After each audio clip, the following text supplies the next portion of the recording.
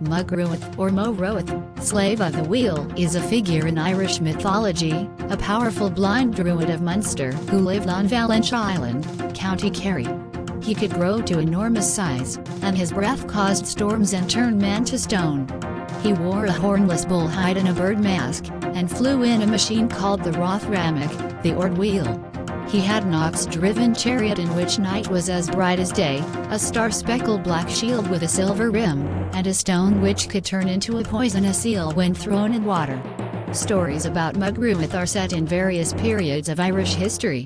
Some say he lived during the reign of 3rd century High King Cormac mac Airt, while others put him in Jerusalem during the time of Christ. In Laborgabal Aaron he is said to have died in the reign of Camille, nearly 2,000 years before Cormac's time.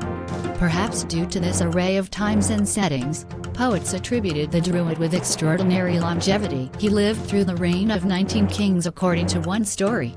His powers and long lifespan have led some to conclude he was a eumerized sun or storm god.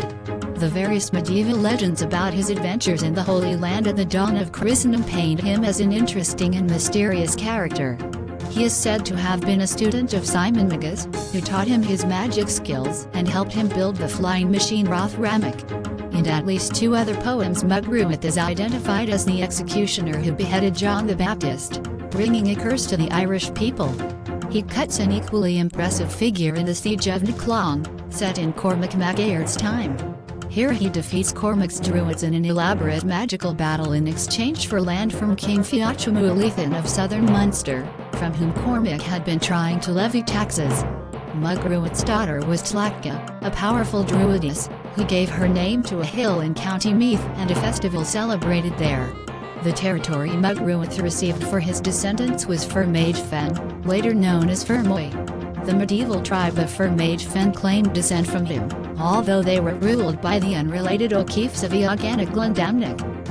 All the children of Israel that spread over the yellow-crested world, it is no labor, it is an easy task to enumerate or to tell them. Persians and Medes together, Greeks and Chaldeans, 4 races that were in the east, by whom the kingships of the world were taken.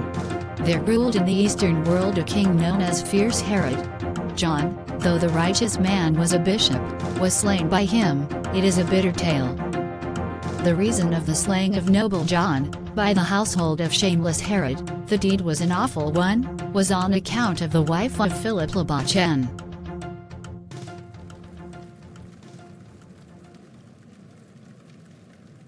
Philip Labachan without sorrow was true judge of true judgments.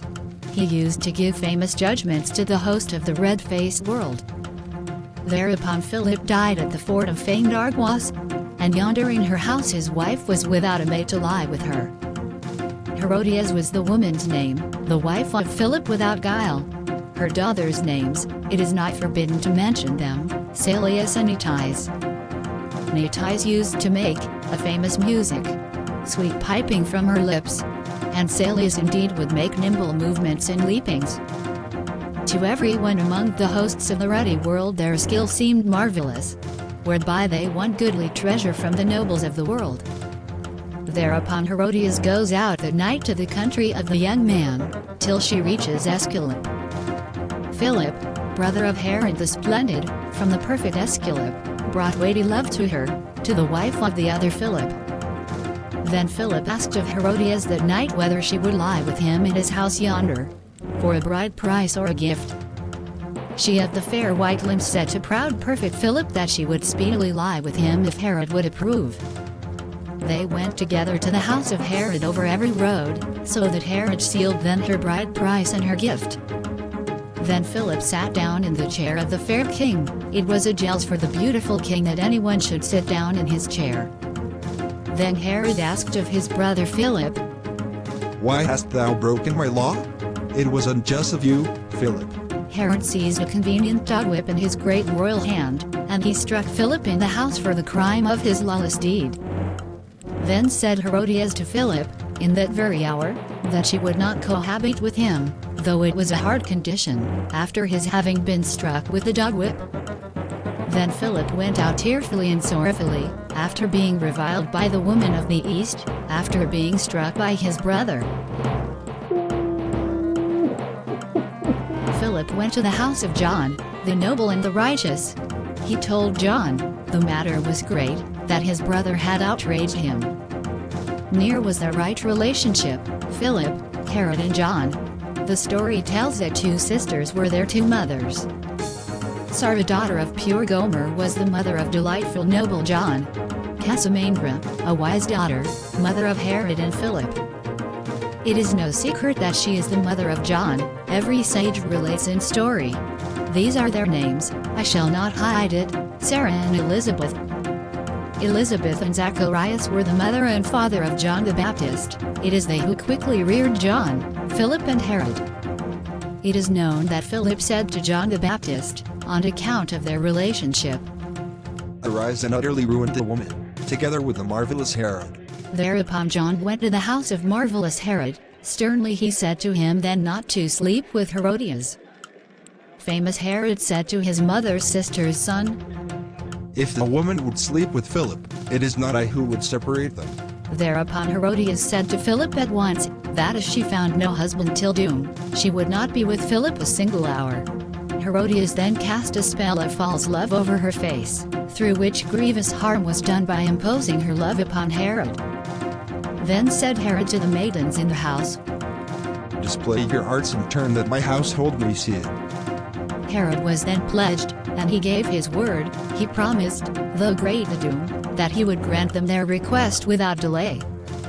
Then Nitise made sweet music from her lips, Celia leaped over a couple. Then it was demanded, a wicked unjust boon, that she might have the head of John on a dish at once, for he had been reviling them. Herod said in his house that he would not grant them the request, and that he would not sting red the head of pure John for all the gold in the world. His household said to him, to Herod, though there were danger, Do not break thy word, O king, lest thy law be ruined. Then indeed Herod wept true sorrowing's tears of blood, and he afterwards granted them John, to be placed in a cruel prison. A wage was given to Ruith, who chose it for beheading John.